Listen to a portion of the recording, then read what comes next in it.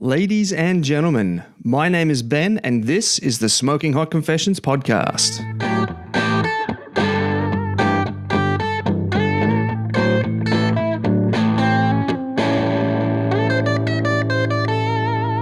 Hey family, any day you can talk barbecue is a great day and today is that day. This is episode 2 of season 2, Living the Dream. In this season, I'll be chatting with some of the most successful barbecue entrepreneurs out there about the different types of businesses you can get into and what it takes to be successful. One of the most common businesses that barbecue heads move into is vending and catering, and in this episode, I get to chew the fat with Rob from Smokin Hot'n'Saucy, a barbecue outfit based in Newcastle that is absolutely crushing it at the moment. We're going to get into Rob's background and how that helps him with his business, what you need to do to be successful as a catering outfit, and some of the hiccups he's faced along the way. So without further ado, let's carve off a slice and get stuck into it. This is the Smoking Hot Confessions podcast with barbecue pitmaster Ben Arnott. How long's it been since your last confession? Big thanks go out to Jagged Wood-Fired for helping me bring you this episode. Buying a smoker can be confusing. Something for low and slow, something for roasting, a pizza oven. What about baking? The Jagged Wood-Fired smoker does all of these things. The question is how? First, the entire smoker is fully insulated. The firebox is insulated with kiln-grade bricks and there are more on the cooking chamber floor, doubling as a pizza stone. The cooking chamber is then insulated with a 6cm or 2.5-inch insulation blanket. This means that the Jagged can get up to 600 degrees Fahrenheit in under 30 minutes, sit at low and slow temperatures using very little fuel, and will even sit well under 200 Fahrenheit for cold smoking. Jagged wants to make sure you have a very happy new year, and so until the end of December 2017, they're offering an exclusive discount for you Smoking Hot Confessions podcast listeners. Use the code word CONFESSIONS at checkout if buying online, or quote it when dealing with them direct for 15% off your purchase price. Head on over to jaggedoutdoorovens.com, spelled J-A-G-R-D, to learn more. Alrighty, Rob, thank you very much for joining me in the confessional today, mate. The first thing I do have to ask you is, what was the last thing that you barbecued? Sunday we cooked up 4 briskets, 3 pork butts and 4 lamb shoulders for an event in Singleton. That was the last thing I've smoked. And then I haven't touched the barbecue since then. Oh, rightio. And what was that event in Singleton? Fiberfest. It was like New South Wales, like heaps of yarn and wool and fabric. A lot of old ladies and some younger generation getting into the knitting scene. And it was sort of an easier event for us after we had a pretty packed 3 days before that. So we wanted an easier event, and we had a bit of a relaxed Sunday, just serving people to some ladies that were coming to buy some wool and talk about knitting. Oh, rightio. See, when you said Fiberfest, I was picturing something like, a muesli conference or bowel maintenance group or something. Yeah, no, this is all like crocheting and knitting and sewing. Yeah, so something completely left field to what we normally do. But certainly it was a good event, and we'd love to do it again next year. Yeah, right. Okay. And so, how did they like the smoked meats? Yeah, it was good. Really well received. One of our slogans is "You don't need teeth to eat my beef," so it worked out pretty well. Oh, that's hilarious. Yeah. So, mate, before we get into Smokin Hot'n'Saucy, can you tell me how this all started for you? What's your barbecue origin story? Well, the first couple of times I tried brisket and pulled pork, I was in Canada, and to tell you the truth, I hated it. It wasn't until I met my wife in Canada and we sort of moved to Texas, where she's from, and then I think it was a Saturday night. My future father-in-law, Melbourne, said, "We're going to have a barbecue tomorrow." And I thought, a couple of snags, some steaks on the barbecue. And then he woke me up at 3:00 in the morning and we started the smoker, and I just fell in love with it. Tending the fire and prepping the meat. And so I learnt off my father-in-law, Melvin Young, and then off my uncle-in-law, Johnny Lee Johnson Young. He sort of competes in the Louisiana barbecue circuit and around the Texas circuit.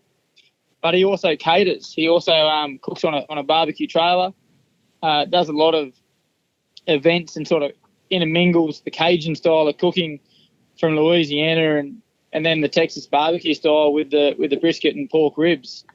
And so I sort of learnt off those two blokes. And when we moved back to Australia, I just couldn't find any good barbecue. Not to say there wasn't good barbecue here, I just couldn't find it. I just you'd go to places and they'd say they had American barbecue or Texas barbecue, and the first thing I'd say was, "Where's the smoker?" And there wouldn't be one.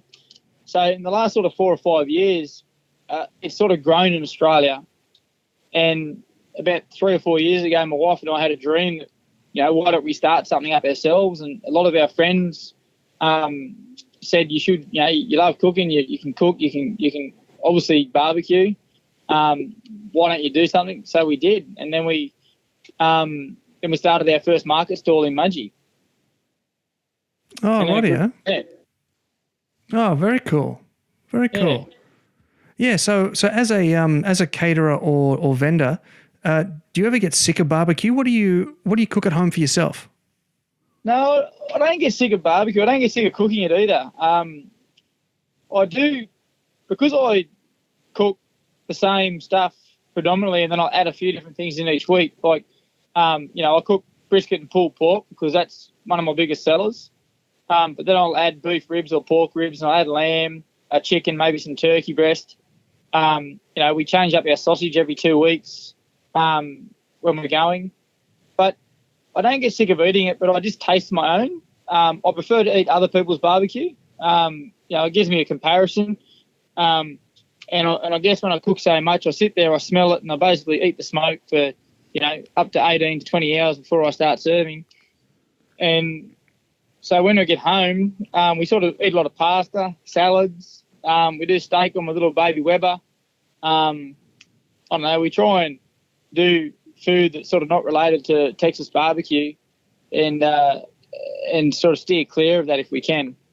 Yeah, I'll bet. Yeah. Now, something you just said just sort of triggered something in my mind there. You said that that you like to eat other people's barbecue. Now, I find that when I go out, if I see something on a menu that says, smoked ribs or brisket or something, I just have to try it. Are you like that? Like when you go out to somewhere and you see something on a menu, do you just have to give it a crack? I'll do a bit of background first, Ben, to tell you the truth. I'll have a look around and see how they're cooking it. I might go into the kitchen and speak to the chef or speak to the server and find out how it's been cooked. Do they have a smoker? Has it been done in the oven, or has it been done, the traditional way? And then I sort of make my decision on that. But to tell you the truth, more often than not, I'll probably steer clear of it. I like to eat Texas barbecue. I've been around America, but my love is Texas barbecue. Always has been. I like the Memphis. I like the Memphis style. I like the Tennessee style. And everywhere you go, there's all different styles. But in Texas, there's about 15 different styles in Texas alone, depending on whether in the northeast or the south, where you get barbecue with the Mexican influence, or you go around the Austin, the high country there, the hill country, sorry, which is all about the brisket and post oak. And I don't know, I love Texas barbecue and I like the other styles, so I'll probably steer clear of it at restaurants and generally go for something a little bit different because I like to expand my knowledge too when I'm cooking. So I like to see what else is out there so I can try and replicate that when I'm at home. Yeah, right. So you just mentioned that there are like 15 different types of barbecue within Texas. Are you able to sort of zoom out one level, and for the listeners who are not familiar, just sort of give us a brief overview of what makes Texas-style barbecue different to the other styles? Well, Texas-style barbecue has a lot of different influences. As I said, down in South Texas, you've got that Mexican influence, that barbecuer. They're cooking it in the ground.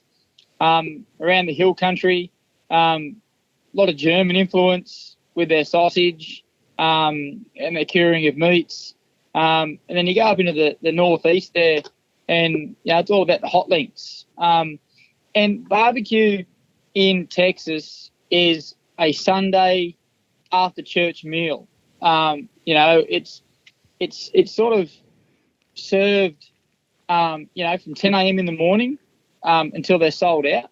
So generally people on the weekends, they'll go on a Sunday, have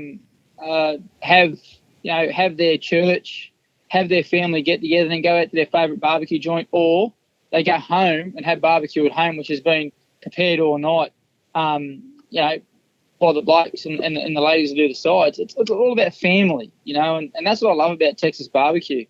That's how I learnt. I learnt because it was a family gathering, If the family was coming over, we were going to barbecue and we were going to do ribs and brisket. And that was just pretty much a staple. And, all the sides that I do on the food bus or out of the catering trailer are all Texas recipes that have been handed down to me through the family from Texas. I've developed a few of them and changed a few of them a little bit, but I've tried to keep the essence of what it is. And that's that it's a family meal. And that sort of shines through in some of our catering as well. We do a lot of family style gatherings, and it's family coming together and eating, whether it's your favourite barbecue joint or you're in your backyard. And I think in the last probably 5 to 6 years, you've seen a change, especially around the Austin area in Texas, where people are lining up, for Franklin's, La Barbecue, Friedman's, Micklethwait Craft Meats. They're all based in Austin, and they're all sort of these new hip trendy joints. Franklin started out in a barbecue food trailer, now has a restaurant. La Barbecue isn't a barbecue food trailer, they're moving into a restaurant shortly. Micklethwait Craft Meats is still in a trailer. Friedman's, they've bought an old whiskey house and they're turned into a barbecue joint. And those places, they're just real crafty, real neat, and people, instead of going to church and then going home and eating with their families, that's still happening. But the younger generation that's getting into it, that's into their craft beer, into their craft meats, are now going out and lining up for hours to sample some of this goodness. Yeah, right. That's an interesting link too. You keep sort of circling back to barbecue and family. That's one of the things that I love about barbecue as well. And I'm interested that you've sort of brought the link to the church into it as well. Because one thing I noticed when I was in Texas and Oklahoma was just how strong that part of the culture is. Now, I do have one question though, and is that if barbecue is served after church, is that just so that fathers have an excuse to skip church? Because that's what I do. Maybe, mate. Maybe that's it. I don't know. That's exactly what I do here. Yeah, it possibly is. I don't know, to tell you the truth, Ben.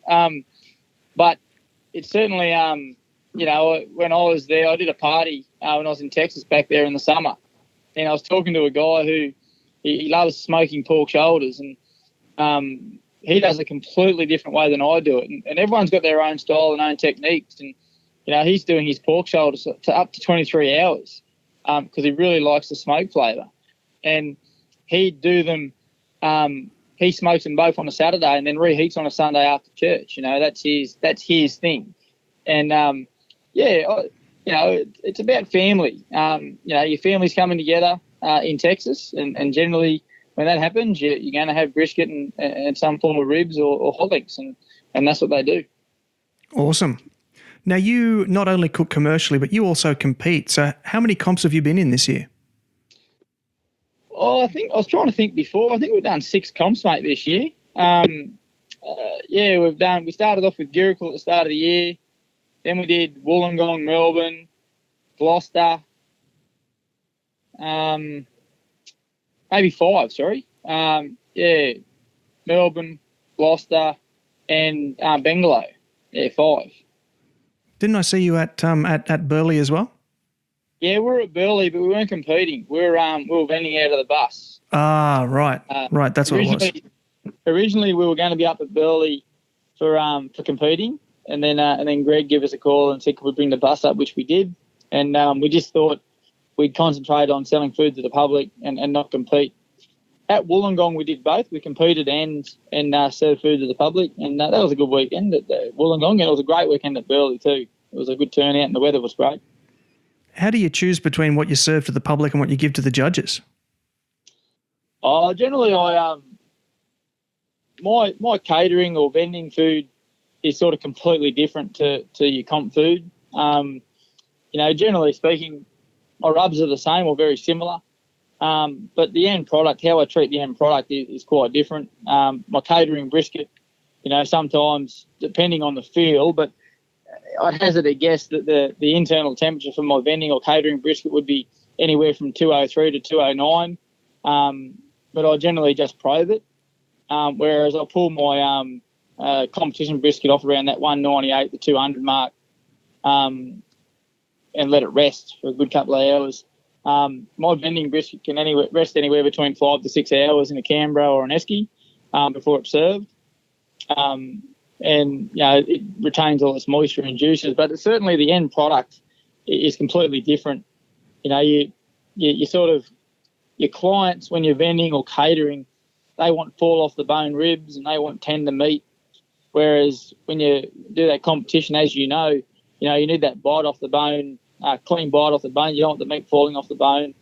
And with the brisket, you want it to pull apart under really less tension. You don't want it falling apart. So it's sort of a different game, but it's still good fun to compete. I love being on the competition circuit. Yeah.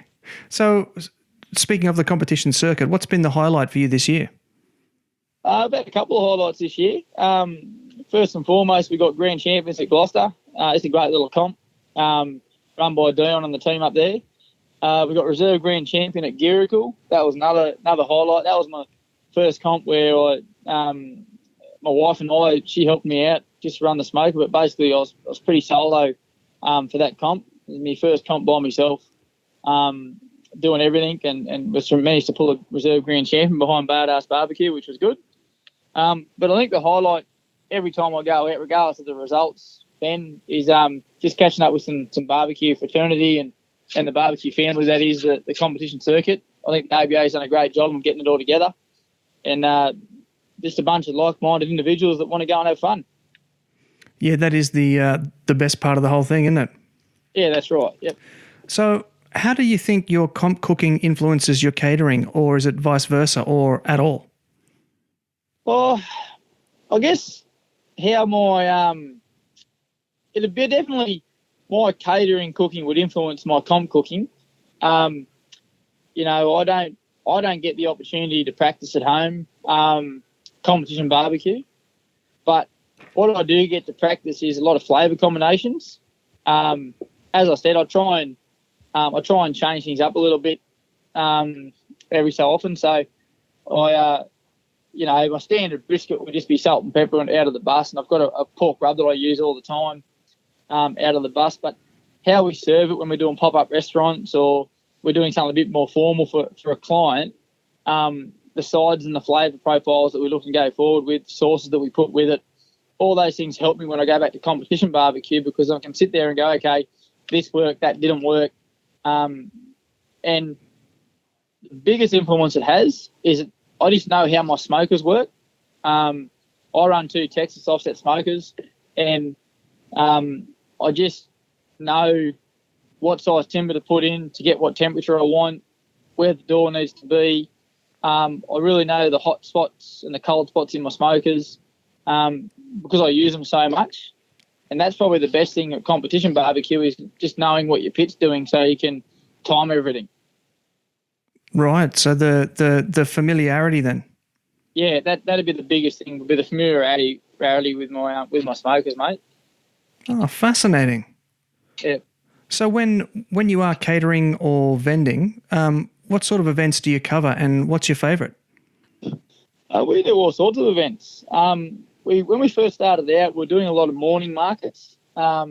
Used to probably do 8 markets a month. When we first kicked off full time last year in September. Before that, we were probably doing 2 or 3 markets a month.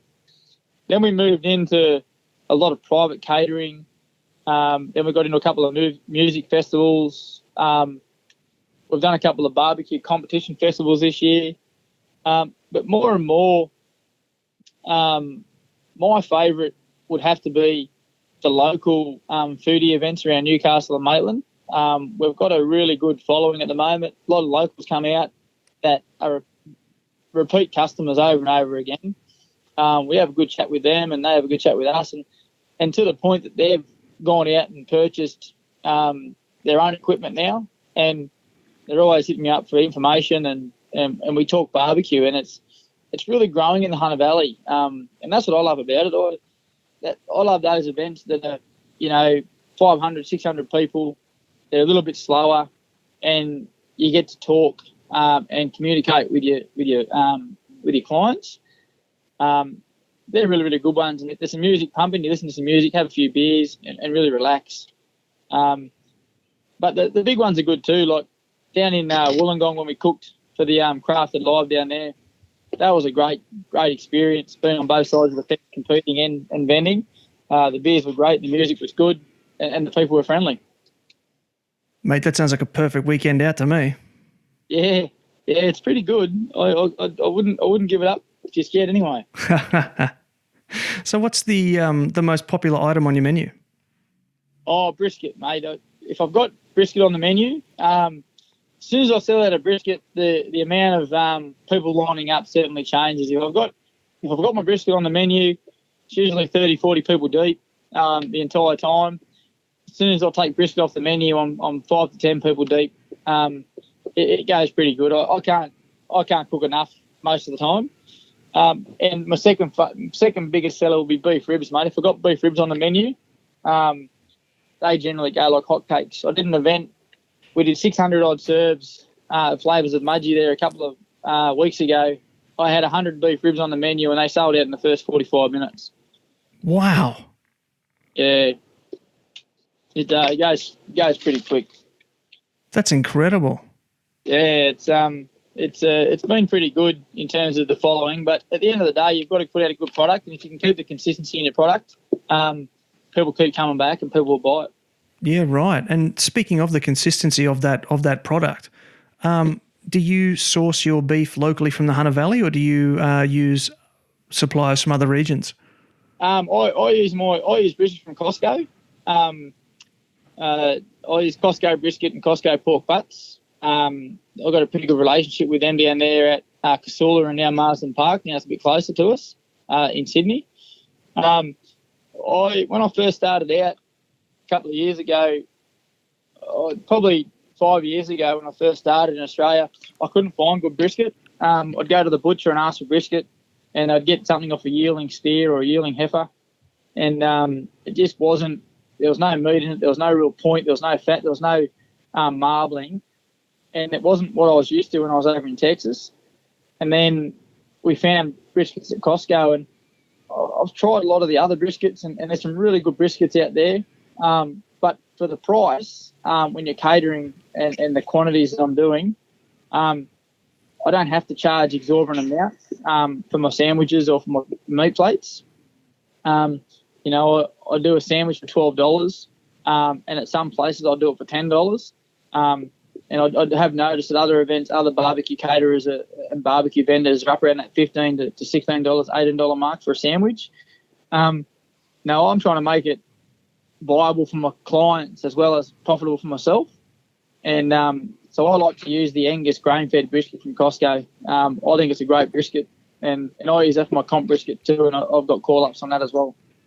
Wow. So what is it that makes your brisket so unique? Oh, nothing. I don't know, to tell you the truth. It's something that I stumbled upon, I suppose, but I use a heavy mix of salt and pepper, 50-50, quite heavy on that. I trim it back to leave a nice fat cap on it, trim all the fat off the underside, and then I cook it with a hot fire, 250, 275, and I allow the meat to do its thing. I'll spritz if it needs spritzing. I won't if it doesn't. I just let it go. And it's time, I think, Ben. Time is probably the biggest key that because I cook so much meat in both cookers. They're both pretty much full all the time. It's just time. You can't rush it. You've got to leave yourself time at the end of the day that if the event opens at 10 o'clock, you need to have all that meat off, at 6 a.m. and resting, ready to go. You can't be trying to finish briskets at 10 o'clock still in the smoker and then bring them out and try and serve them, because there's no rest period there. And I think that's one of the biggest things I've learned is just give myself 4 to 6 hours of resting time for all my meat, and then serve it. That's probably the biggest thing for me. And with so many briskets that you do cook in a week, are you fat side up or fat side down? I'm fat side up, mate. That's the way I learnt in Texas. I haven't really changed too much there. My father-in-law now thinks my brisket's better than his, which is always a good compliment. You do have to try and keep him on side, though. Yeah, well, he reckons his pork ribs are still better than mine, so he reckons he's still up on me. Oh, fair enough. But I'd say I try to keep it as traditional as possible. From what I learnt when I was in Texas, you can read a lot about what different people do over there, and a lot of the people that are the celebrity, I guess, cooks, what they're doing.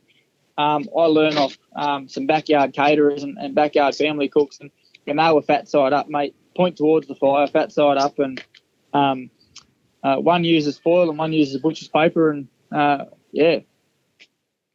Do you find there's a difference between foil and butcher's paper? Yeah, 100%. Yeah, I use butcher's paper in the summer, and I use foil in the winter, just to help me out because it's so cold in the Hunter Valley in the winter. I don't really want to be staying up too much in the night. But yeah, I think foil will push you through the stall and get your brisket finished in probably 3.5 hours after you get to that stall mark, about 165. Butcher's paper, you're probably looking another 5 or 6 hours after you get to that stall mark. So you probably add another 3 hours on your cook time. And then the end result with butcher's paper is you'll still get that nice crispy bark, if that's what you're after. I can still get a bark with foil, but what I tend to do is when I take my briskets off, I'll let them steam off and cool. So I open the foil up, let them steam off and cool a little bit before I put them in an esky or a Cambro. And then before I cut them for service, if I've got enough time, I'll pull them out and leave them on the cutting board for about 20 minutes just to let that bark form back up a little bit before I slice them and get them on the sandwiches or on a meat plate. Oh, that's a good idea. Yeah. Very nice. So, mate, where is Smokin Hot'n'Saucy headed in the future? Well, we're heading to Newcastle, actually. Right now we're still mobile vending with our trailer and the bus. We've parked the bus up the last couple of weeks, getting some stuff done to it, and then but we're going to look at setting up permanently in Newcastle. So we've just leased a block of land down there. I won't give away where it is just yet, but it's in an up and coming neighbourhood. It's not in your trendy neighbourhoods. It's not. It's certainly an up and coming neighbourhood. We tried to find something that was a bit eclectic and a bit Austin, if you like. And what we want to try and do is bring an Austin-style venue to Newcastle, and really bring Texas BBQ with an Austin venue to Newcastle. So hopefully in the next 3 or 4 weeks, we get some movement on it. We've got a DA in with the council, Newcastle Council, and we're waiting to hear back on where we sit with it at the moment. And then once that happens, hopefully by end of November, early December, we're in and we're getting ready to open. And yeah, it'd be good. Looking forward to it. Yeah, for sure. Newcastle's my university town, so I'm going to be racking my brain now for the next couple of weeks trying to work out where you are from those clues you've just given. Yeah, well, I went to uni in Newcastle too, and I love the town. My dad used to live down there, and I grew up in the Hunter Valley. And I don't know, it's just changed so much in the last couple of years, and you see some of the things they're doing down there with those outlying neighbourhoods that are, you know, what they've done on Derby Street, what they've done in Beaumont Street, Hamilton, and those sorts of things over the last 10, 15 years. I just see it as really growth area and really growth city. And hopefully we can be at the forefront of Texas BBQ or American barbecue, if you want to call it that, in Newcastle. There's already a couple of joints doing it down there. As I said, we're gonna stick true to our roots and do Texas barbecue with a little bit of Cajun influence sometimes and a little bit of Mexican influence with a few things, but certainly we run Texas offset smoker and brisket, pork ribs, beef, and pulled pork will be on the menu every week. This is Tuffy Stone, and you're listening to Smokin' Hot Confessions.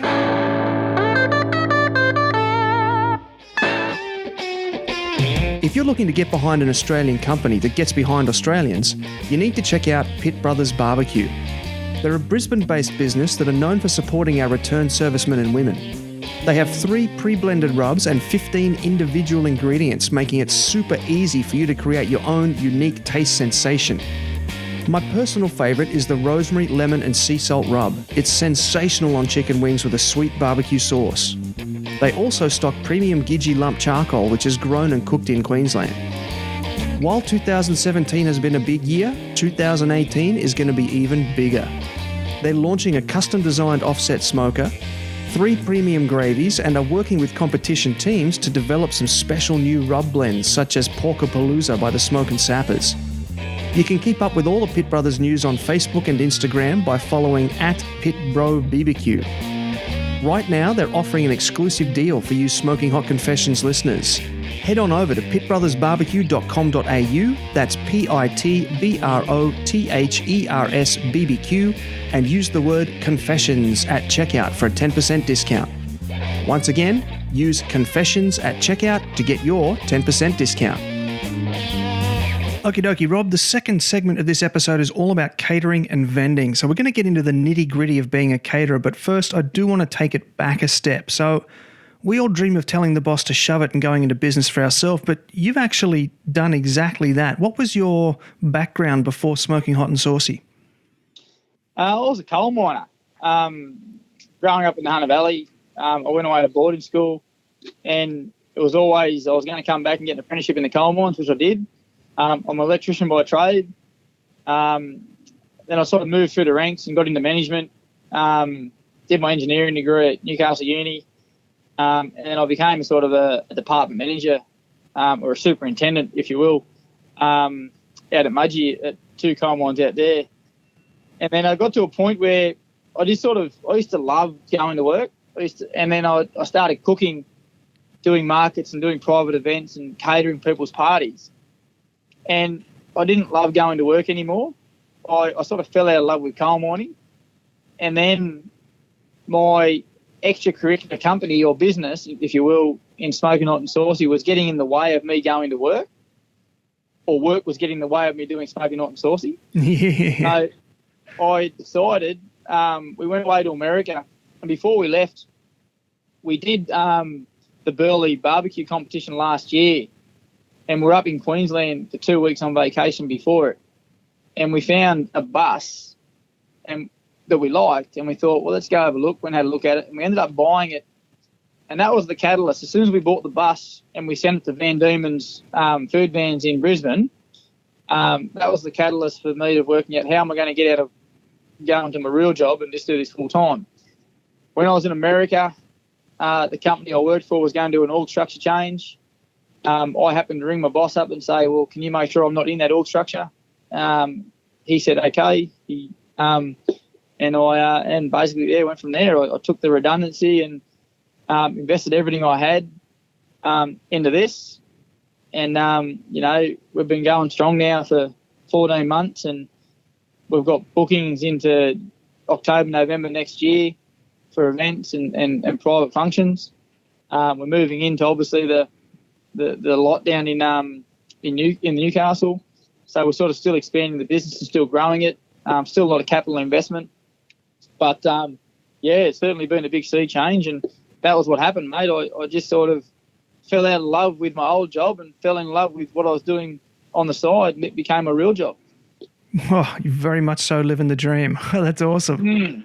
So how do you feel your background has helped you run a successful business?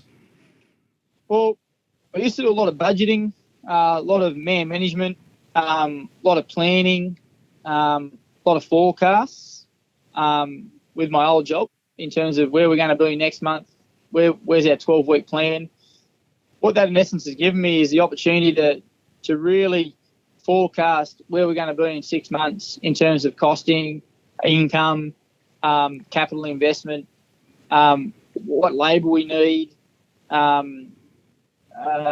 what events we want to try and get into, and making sure we've got events to go to. There's nothing worse than having all this equipment and having nowhere to cook on a weekend. Just ensuring that we've got somewhere to go and cook.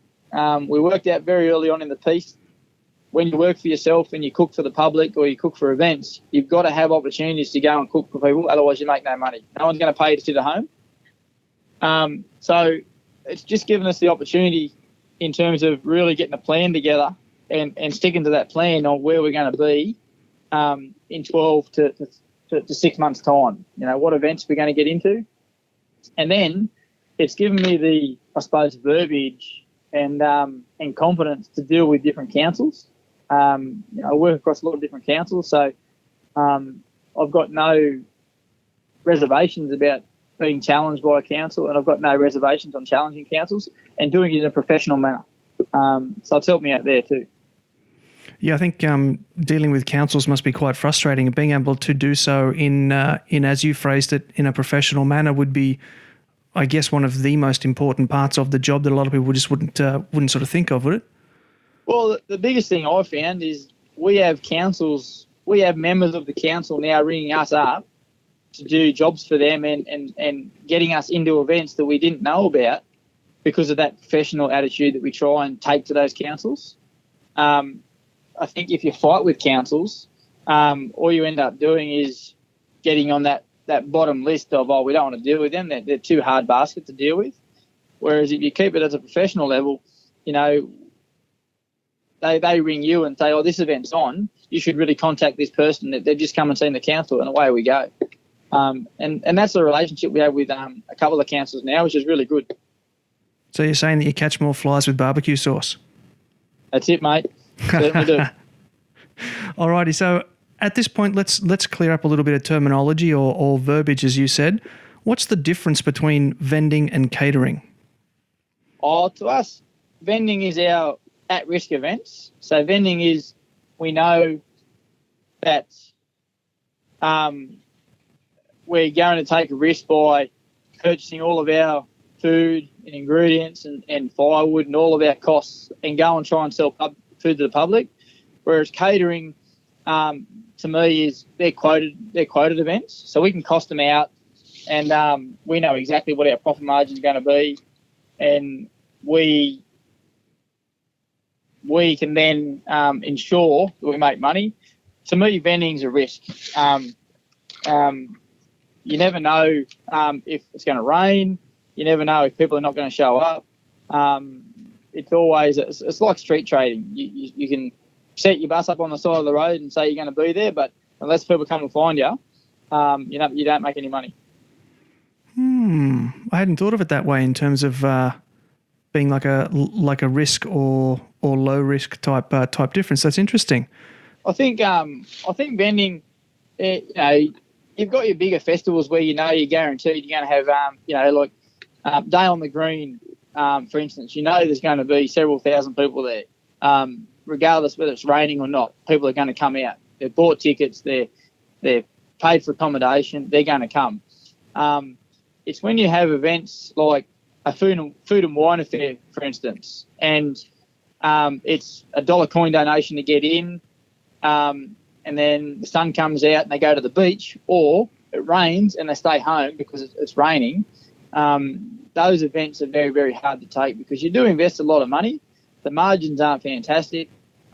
Whereas if you go for a quoted event where you've got a wedding for 150 people, they've paid you on a per person basis. You know how much food you need to prepare.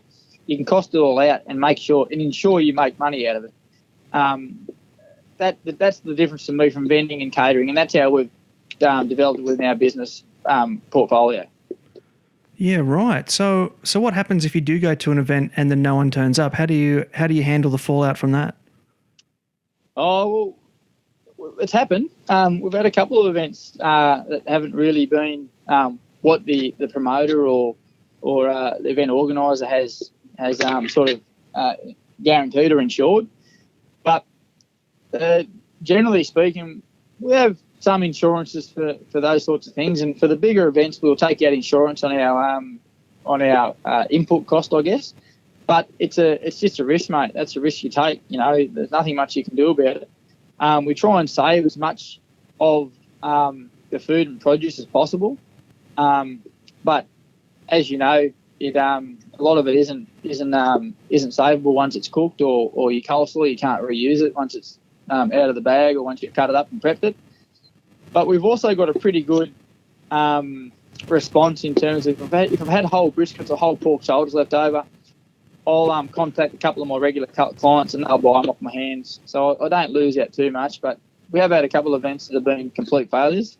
The majority have been very much big successes. Right. Now, you mentioned that there was that you can take out insurance on events. Did I understand that right?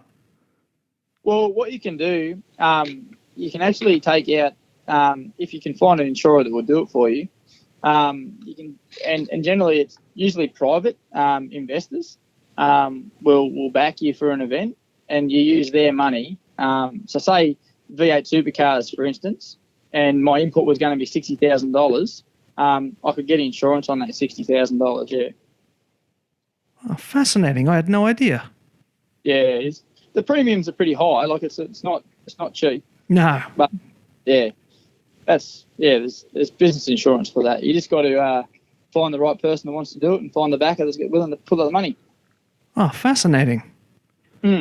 All right. So just on this topic then, what sort of laws and insurances do people need to consider if they're looking to get into catering or vending? Well, the New South Wales government, in their wisdom, gave all the food regulation laws back to the local councils. So first and foremost, you'll need to have a food safety supervisor, and that's a certification you can do online. We've got a couple now that we can rely on within our staff mix. It's a couple of $100 and it takes a couple of hours to do it. They'll ask you a series of questions and you basically get a certificate. So every time that you vend food to the public, you have to have a food safety supervisor on site. It doesn't have to be in the van or in the marquee, just to be on site or contactable. And then we have our business insurance. We have all our vehicles insured, our equipment's insured. And then we have our $20 million liability insurance, which is basically you require that at most events or most councils to provide products to the public. Right, so that's like if someone, chokes on a burger or something. Yeah, or, if you have food poisoning or chokes on a burger, yep. Ah, all righty, cool. So when moving from the backyard to a commercial operation, is it as simple as just scaling everything up? Nah, we that was one of the hardest things when we first started. The equipment, when we first cooked at home, just in the backyard, compared to what we were required to go and cook down at the markets, just even a local market in a 3x3 marquee, was unbelievable. The containers, the buckets, the hand washing station, 3 sides on the marquee, which I'd never had before. I didn't know I had to have it. We went to our first market and had to duck down to Bunnings and buy 3 sides to the marquee because I didn't know I needed that. Oh, wow. Those sorts of things. The equipment required at home to cook 1 brisket compared to the equipment required to rest 6. It is scaling it up in a short form, but it's quite an investment to go and buy stuff. You can get it over time, but the hardest thing I found was just finding suppliers, because I'd never been in this business before. I didn't do an apprenticeship and work in a kitchen where we got a wholesale vegetable guy and a wholesale meat guy and a wholesale chicken guy come in every week who I liaised with or I spoke to. So we had to go and find all those suppliers and find all contained suppliers and our wooden knives and forks and all those things we had to go and establish relationships with. We never knew where to start. And that was probably the biggest growing pains for us, is that a lot of the times we were paying premium dollar for things because we didn't realise, if you just get it delivered, it's a lot cheaper. We spent the first 12 months cutting our own coleslaw because we thought, okay, well, we spoke to a couple of people, they couldn't do it, so we gave up trying to get someone to do it for us. And then we found the person who was actually delivering us all of our fruit and veg. Oh, we can actually do that for you. So the person that was delivering our fruit and veg could actually cut our coleslaw for us exactly how we wanted it. Oh, fantastic. So it just gave us more time in our week. But those are the things that we learnt pretty quickly, but it did take time. And from the backyard operation to a commercial operation, whether it be a local market, whether it be private catering for events, it's just how much to cook. I think we all make the mistake when we're in the backyard operation, cook for 10 people, we overcook. We cook ribs, we cook pulled pork, we do a whole brisket, and all of a sudden we get all this leftover meat. Nothing worse than going to a wedding of 100 people and feeding the first 65 and going, I'm out of meat. Yeah, that would not go down well. You've really got to understand, cook factors in terms of when you cook a brisket, how much weight's it going to reduce by, how much yield you're going to get out of a lamb shoulder or a pork shoulder from when it's not cooked. Those sorts of things are learning curves that we did over time, but certainly, you can do it. It's not just about scaling up. There's a whole lot of things that need to go on in between, like getting in contact with your local councils to ensure that you're going to cover off on all the health and safety and the food environmental aspects of what you're trying to do. Ensure you have the correct setup, the right tables, the right tablecloths, the right food handling, food storage. Some councils are really picky about how you wash your hands. Some councils are really picky how you store your cutlery so they handle side up. Each council has their own thing they look for. The most thorough council we dealt with at the moment was Burleigh Heads Council. They were very, very thorough, to the point that I was like, wow. They asked me questions like, who does my pest control in your storage and stuff like that. And up there, that's a requirement. They have a pest that their temporary food vendors have a pest contract in place that someone comes around and checks all their rat poisons and stuff like that. Whereas down here, I'd never been asked that question before in the first 12 months. So it certainly was a left field one. Wow. Yeah, that's interesting. So that business with the pest control, does that go to what you were saying before about environmental considerations? Because it seems logical that there would be lots of food safety regulations, but I hadn't thought about environmental regulations before. Well, it does go with your environmental regulations, but that all comes under your food regulations as well, ensuring that your containers are stored without cockroaches and those sorts of things, and rats and mice and crawling all over them. They're secure, up off the ground. There's no moisture and dust that can get in on top of them. And as moisture and dust is more of your environmental issues, water. You've got to have, if you're out on a farm and you're using your potable water out of your tank, you've got to have your tank water tested and a certificate to show that it's been tested, and it's got to happen every 6 months. Whereas if you're on town water and you can prove you're on town water, that's fine. That's okay. So that those things certainly you have to take into consideration when you're setting up from home. Yeah, right. Cool. Thank you for that. So when people are planning their budgets to assess their viability, what sort of things do they need to consider that they might not have already thought of?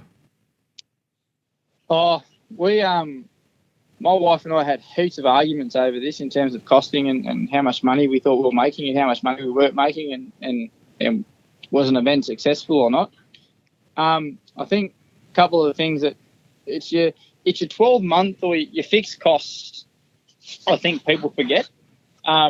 So like your insurance, like your yearly cost to every council, because each council will ask for a fee to be registered with them. So that fee might be $150. And if you do that across 15, 20 different councils, there's $2,000 or $3,000 that you probably haven't considered in your weekly budget for your event. Then you've got your insurance, your vehicle insurance, fuel to get backwards and forwards, how much your timber costs to buy, to put in your smoker, or if you're using charcoal. It's not just about going and buying a brisket and selling 50 sandwiches with that one brisket. There's your insurance, your food safety supervisor certification, your event fees, the fuel costs getting to and from the event. And then one thing we learned very quickly was just to write it all down and break it down over a weekly budget. So it's 52 weeks in a year, total up all the costs and ensure that we're making money over that period to cover all that costs. Yeah, right. Okay, so the long-term costs often get overlooked for the day-to-day costs. Yeah, for your week costs. So the person that's doing the market on the weekend probably doesn't really consider the insurance as a big aspect of their cost, but it can be. Yeah, right. Okay. So we briefly mentioned types of events before. Which are the best types of events from a business perspective and why? The events where people show up. I think the best events for us are the mid-afternoon to dinner time events where you get a lunchtime and a dinner time rush. Those are, for us, are probably the biggest viable and the best events to go to. And the 2-day events, so the Friday, Saturday, or the Saturday, Sunday events where you set up once, you break down once, you cook in the same place, and you've got an opportunity. The first day you cover your costs, the second day you make money. Whereas if you do 2 events where you've got to set up and break down, you've got to pay people to do that. You've got your labour costs there to set up and break down. You've got to travel to your other event. You've got to set up and cook again. You've got 2 event fees. Everything sort of double, if you will. Whereas if you can set up with the 1 event fee over the 2 days and you get a lunchtime and a dinner service on both days, they're the best events for us. Yeah, right. I hadn't that hadn't occurred to me about the whole 2 days thing. That's really interesting. So Yeah. So what's been your biggest challenge and how did you overcome it? Well, we bought a food bus, which was an old 1996 Mercedes-Benz bus. It wasn't fitted out. It was just a bus that was sort of empty. So we had to get that built. The biggest challenge for us has been the mechanical viability of the bus. Ooh. So I think that's another thing that people probably overlook. And I think, well, I won't say everyone overlooks it. We probably overlooked it. No one else probably has. But we wanted a retro-looking older bus because we wanted to be funky. We wanted it to be, a little bit quirky, I guess. So if we had our time again, though, we'd probably buy something younger, if not new, and take that issue of the mechanical viability of the bus out because, my biggest concern every time I get in the bus and drive is, am I going to make it to the event? Okay. Because if I don't make it there, I don't make any money. If I break down, it's going to cost me money. So it's a sort of two-edged sword. Hence why at the top of the interview you were saying that the bus has been in the shed for the last couple of weeks. Yeah. I was driving to an event. I spoke earlier, Ben, about an event we did out in Mudgee where we did 600 odd plates and 100 beef ribs. Well, that weekend I was actually meant to take the bus there, but the bus broke down on the way there. So I had to put it on a truck, get it back to where we live, unload everything onto our trailer and into the car, and then drive out to Mudgee and cook for the event the next day. So, we still did the event, but certainly wasn't how we wanted to do the event. It still ended up being successful, albeit we had the underlying cost of the bus maintenance or the bus mechanical failure that we didn't get it there. Oh, mate, that must just be heartbreaking. Yeah, it has been a challenge this year. We've certainly, work's good and we love what we do, and we wouldn't change it for the world. We get to work closely together, my wife and I. We're with our kids more now than we ever before. But the 10 steps forward, 3 or 4, 5, 6 steps back when the bus breaks down or when an event doesn't do very well, you're still moving forward, but you're probably not moving forward at the pace you expected. And that's been probably the hardest thing for us this year has been that mechanical reliability of the bus. Dealing with that kind of frustration has to be a bit of a challenge just in and of itself, just to stay motivated, wouldn't it? Yeah, it certainly is, mate. I've learned a lot about Mercedes-Benz engines. I don't know. I look at everything as a challenge and everything as a way of learning and moving forward. And I guess we always had plans of expanding into Newcastle and setting up permanently down there. And I guess we probably weren't looking at doing that until mid next year. But I guess the reliability of the bus is probably just has bring that forward. We made the decision a long time ago to set the trailer up. We bought a car trailer and we're setting it up as a catering trailer, so that if the bus wasn't going to be there, we could still go and cook. We could cook out of the trailer. So we gave ourselves some business options, if you will, in terms of if one failed, the other one was still working. If they were both working, we'd do 2 events and double up. Yep. So we've learned a lot, and we've certainly put ourselves in a good position to be successful. But there has been those times where we've been frustrated and wanted to argue and kill each other, but we've put our heads up, chins up, and kept going. Yeah. So can the bus be stripped out to go into the bricks and mortar when you get that done?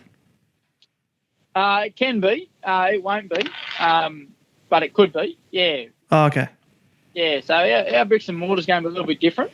We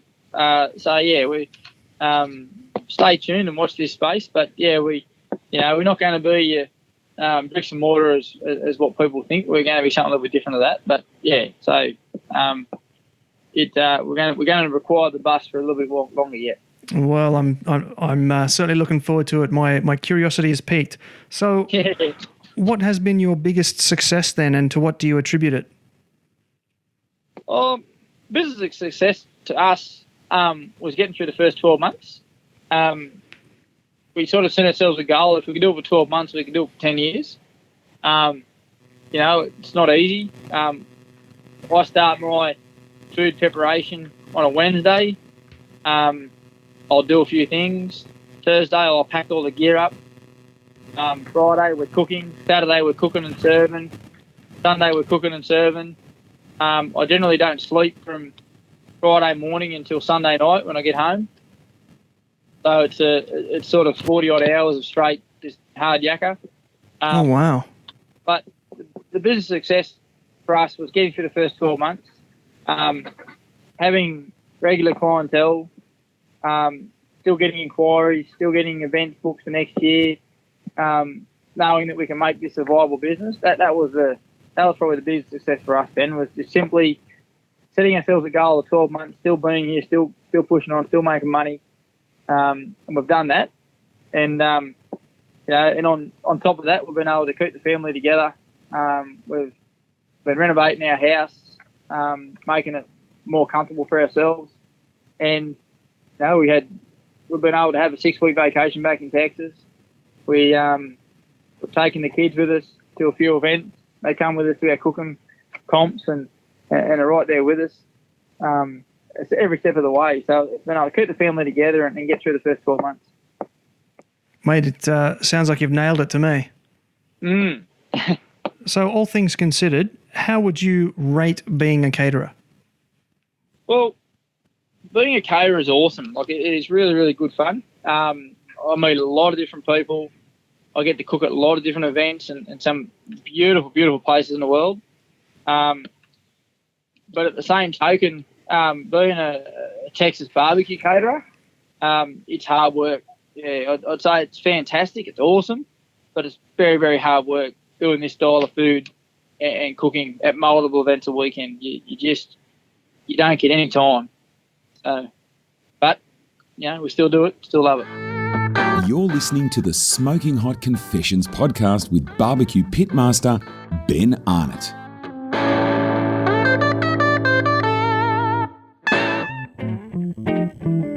It's nice to see businesses out there that see the problems in the world and seek to solve them. Clean Heat Barbecue is one of these businesses.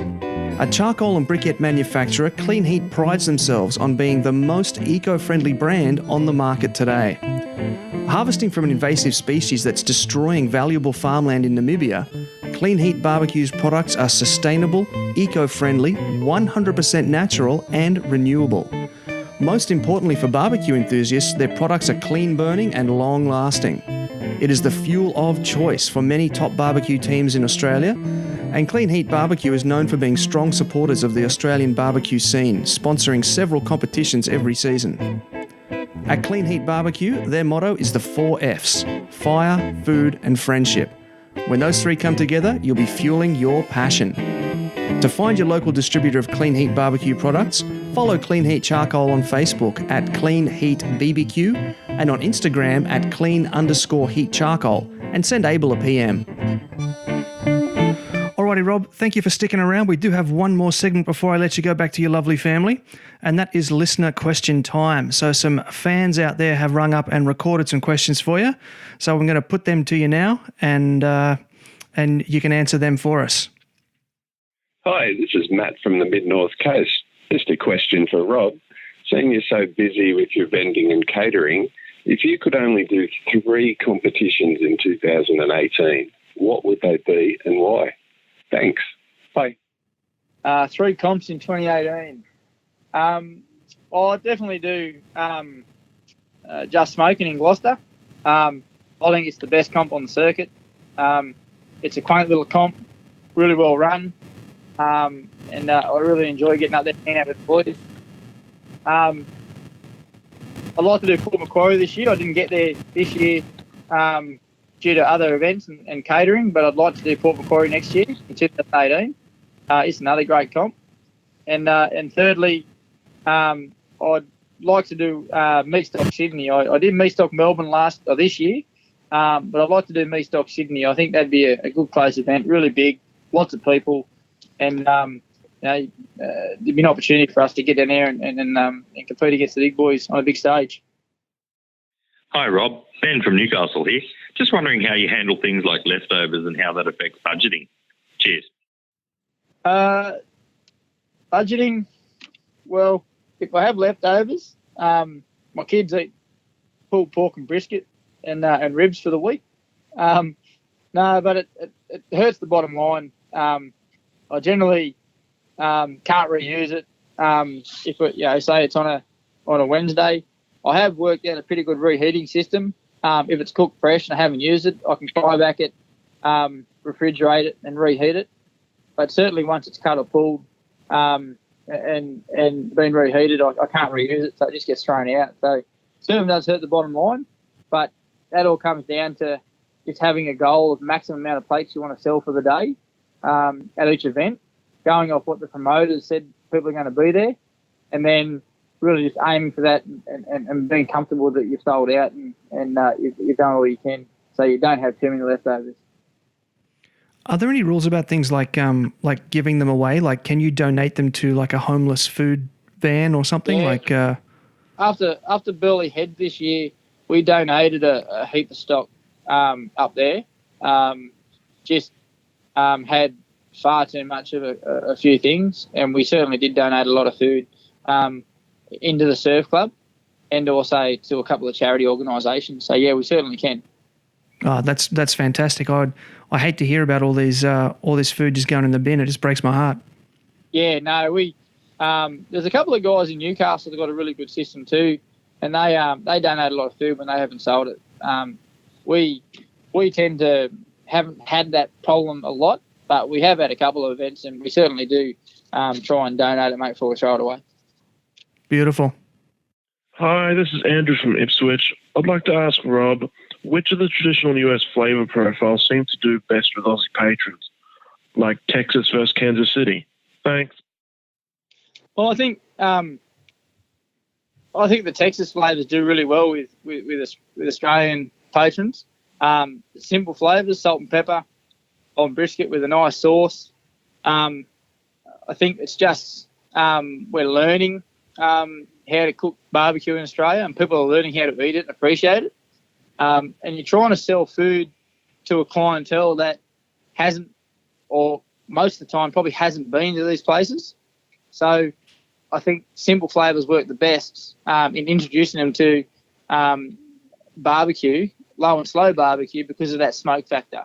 I think if you're going to use salt and pepper, the other sort of ingredient you have is that ironbark smoke or fruit wood smoke that you're using. And some people might not like that, but if you can subtly introduce the smoke and some nice other flavours with it, I think that's why it works so well when we sell it to the public here. Hi, it's Dion from the Mid-North Coast, New South Wales. Rob, what do you consider the essentials for when designing a catering rig? Thanks. Bench space. If I'm doing private parties where I'm going to have to punch out a lot of plates or do meat platters or anti-pasta platters, bench space, an oven with a stove top, obviously 2 good sinks for cleaning up and for rinsing, and the last thing for us, which has been a godsend in our barbecue, has been a deep fryer. That just opens up the doors of so many more things that you can do quickly. And when you're catering for 150 people and you've got to get 100 serves out, it certainly does, when you're talking canapes and things like that, having a deep fried option on the menu, it certainly does it just opens up so many avenues. Now, we were talking before about buses and trailers. Are there any advantages of one over the other? The issue with the bus is that you can't work back to back very easily because it is narrower than a trailer. The New South Wales road rules regulations for trailers say you can go to 2.5 metres. As soon as you go to 2.5 metres, you can have 2 people work back to back, and that allows you to have more people in more space. Whereas with the bus, it's long, but you struggle to have that person back to back. So it sort of does inhibit how fast you can work. Oh, an interesting thought. That had never actually never occurred to me. Yeah, it's just that space, like that width space that you miss out on. Because with a trailer, your average bench space is 600 mil. So as soon as you do 600, it's 1.2. It gives you about 1 and a bit metres between, so 2 people can work comfortably back to back. Whereas with the bus, it's a bit narrow. It's only about 2.2, so you only really get the walkway where 1 person can comfortably work. We've still got 3 or 4 different workstations in the bus, but in a trailer, you can certainly get a lot more. This is Mark from Smartfire, and you're listening to Smokin Hot Confessions. All right, well, we're very nearly done, Rob. Now, before I let you go, what would be your top 3 pieces of advice for people looking to open their own barbecue catering business? Really budget everything. Think of those costs that you just haven't thought of. Every event you're going to do, add $400 or $500 to the bottom line of your expense to ensure that you've just covered things off that you may have forgotten, that you haven't really thought about, because they're there and you'll have to go and buy it. Second one, really have a good product before you start. There's a lot of people out there cooking any sort of cuisine and selling it to the public, and it isn't great. It's good, but it's not great. To be viable, it's sustainable, it's got to be really, really good. It's got to be, especially I think with low and slow barbecue, you can really turn people off pretty quickly if you've got a poor product. And thirdly, just it's hard work, so be ready to pull your sleeves up and just keep going. Because if you've got to cook for an event and they're expecting you to serve for 100 people, you can't just give up halfway through. You've got to keep pushing through regardless of what the weather is, regardless of how you're feeling. You've got to have a backup plan, because if you're sick, the wedding's still going to go ahead and someone's got to cook for you. Oh, interesting point. Yeah, what happens when Rob is sick? Well, I've got a few good mates that I can call upon. So Keith Sutherland from McCool's Brisket's done a few events for me. not because I've been sick, but because I've been away. Dion, Alan and Matt Dan from Catering Barbecue from Gloucester. They've always offered if I end up falling ill or hurt myself that I can come down and help me out. So I've got a fairly good backup system in terms of people. But certainly, if I fall over and can't run the smoker, my wife, she can run an offset, so she can cook. And that's sort of our backup plan is me, then my wife, and then we start calling friends. Wow, so it's you and then the family and then the barbecue family. That's it, mate. Yep. We're all pretty close. Yeah. Alrighty, Rob, the show is now yours, my friend. Take a few minutes and give some shout-outs to the people that have helped you along the way and tell the listeners where they can track you down. Oh, well, the biggest shout-out would be my wife. She's just as crazy as I am. So, Randy, thanks very much. Who I learn off, Melvin Young from Arlington, Texas. Johnny Lee Johnson from Lafayette, Louisiana.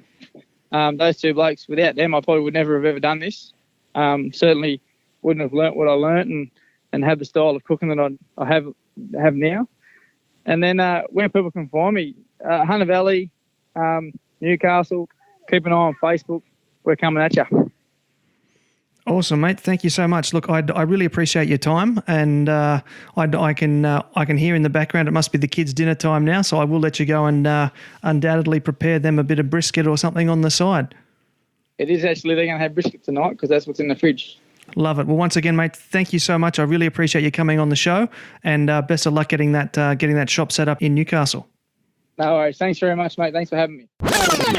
There it is, folks. You've heard Rob neglect his kids for over an hour to bring you all the tips and tricks you need to get your dream business up off the ground. I'm joking. He didn't neglect his kids. Don't call docs. But do jump onto Facebook and Instagram and follow him to keep up with his adventures. He puts out some of the best Q around and spends quite a bit of time stateside, so that's always fun to watch. Episode 3 is virtually a sequel to this episode, so you can't miss it. I'll give you a hint. He has the most recognisable hands in Aussie barbecue. That's right, the one and only Hillbilly Wes from legendary Sydney barbecue joint Bovine and Swine swings by the confessional to talk about life as a restaurateur. The good, the bad and the ugly, Wes holds nothing back in this epic episode as he pulls back the curtain on what it's like to run a bricks and mortar barbecue joint. Big thanks and much gratitude go out to this episode's sponsors, Jagged Wood-Fired Smoker Ovens, Pip Brothers Barbecue and Clean Heat Charcoal. Their support makes this project possible. I've put their links in this episode description, so please click through to their sites to learn more. If you have a message you'd like to get out to a barbecue mad audience, send me an email directly at ben@smokinghotconfessions.com. Shoutouts also have to go to those who called in and left questions for Rob. Andrew, Benton, Dion and Matt. I loved listening to your questions and I know Rob loved answering them. If you'd like more, I have published a free ebook just for you. Head on over to smokinghotconfessions.com/ebooks to get your copy now. I've put a link in the description. Also, head on over to Facebook and join the Smoking Hot Confessions community and let's continue the conversation. It's a group dedicated to teaching, learning and sharing all about barbecue, and all the BS is left at the door. Everybody has a place in the Smoking Hot Confessions community. Finally, however you listen to this episode, please make sure you subscribe and leave a review. This helps the Owls bring news of this podcast to more listeners in more visiting schools all around the world. Until next time, take care of each other and keep on queuing. Thanks for listening to the Smoking Hot Confessions podcast. Head on over to smokinghotconfessions.com for recipes, tips, and Ben's own confessions.